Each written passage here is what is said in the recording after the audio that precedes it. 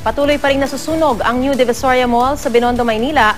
Kanina ay dumating na po si NCRPO Director Leonardo Espina para tiyakin ang seguridad sa lugar, lalo't may napapaulat na nakawan sa nasusunog na gusali. May report si Von Aquino. Von? Yes, Marisa, dumating nga kanina lamang si NCRPO Chief Director Leonardo Espina dito sa New Divisoria Mall sa Binondo, Maynila. At kanyang kinausap itong si Ground Commander Kumar patungkol doon sa security assistance na kinakailangan nila habang inaapulan nila yung apoy dito sa nasusunog pa rin na mall sa Binondo. At sa kanilang pag-uusap ay narinig natin na tiniyak ni Director Espina na bibigyan nila ng maraming assistance ang BFP tulad ng pagbabantay lalo na sa gabi upang maiwasan yung pagnanakaw dito sa loob ng mall.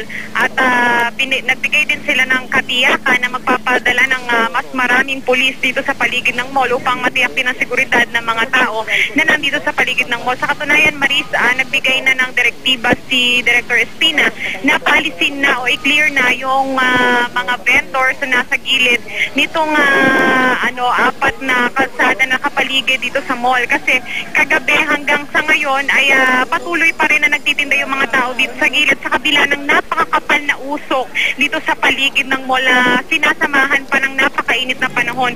At sa ngayon nga ay hindi pa rin tuluyang mapasok ng mga tao ng BFP ito nga loob ng mall dahil na rin sa init ng panahon at nahihirapan din sila dahil may mga baga pa rin at apoy dito sa loob ng mall. At sa ngayon ay kaalis-alis lamang ni Director Espina, pero nagbigay pa rin ng saloobin yung mga vendors na merong pwesto doon sa basement ng mall at nanghingi nga sila ng relocation doon sa kahit sa mismong labas lamang ng mall, pero hindi sila pinagbigyan ni Director Espina.